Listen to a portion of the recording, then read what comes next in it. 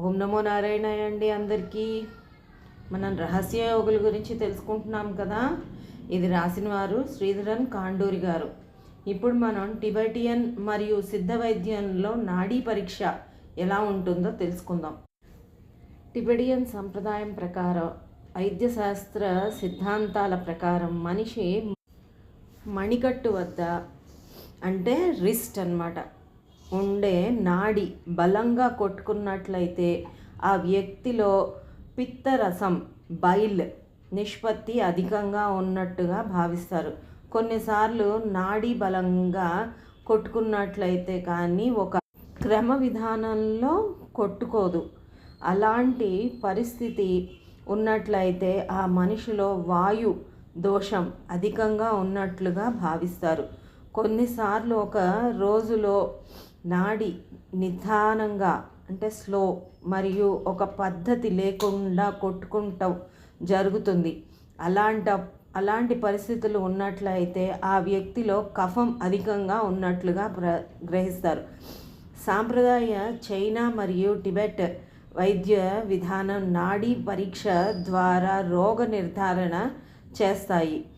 సంప్రదాయ చైనా వైద్యులు అభిప్రాయ ప్రకారం నాడి 200 రకాలుగా కొట్టుకుంటుంది. కానీ టిబెటియన్ సంప్రదాయ వైద్యుల ప్రకారం నాడి కేవలం 11 రకాలుగా మాత్రమే కొట్టుకుంటుంది. నాడి పరీక్ష విషయానికి వస్తే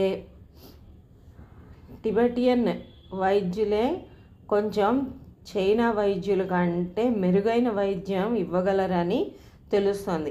కేవలము నాడి పరీక్ష ద్వారా కొద్ది నెలల్లో రాబోయే రోగాన్ని కూడా టిబెట్ వైద్యులు ముందుగానే సూచిస్తున్నారు.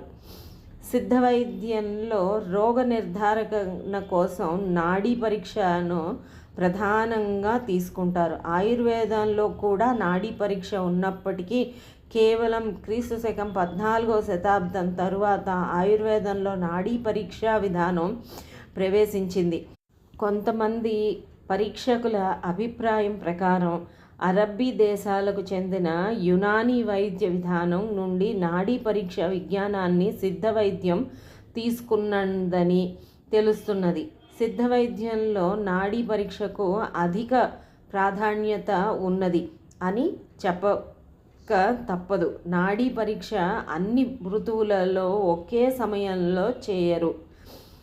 సిద్ధ వైద్యుల సిద్ధాంతాల ప్రకారం చూసినట్లయితే ఒక వ్యక్తికి విపరీతమైన ఆకలిగా ఉన్నప్పుడు లేదా ఒక వ్యక్తి పొట్ట నిండా ఆహారం తీసుకున్నప్పుడు, జిడ్డు చేతులతో ఉన్నప్పుడు లేదా మానసికంగా ఒత్తిడిలో ఉన్నప్పుడు లేదా శారీరకంగా బాగా అలసిపోయినప్పుడు ఆ వ్యక్తికి నాడీ పరీక్ష చేయటం వల్ల రోగ నిర్ధారణ సరిగా జరగదని తెలుస్తోంది.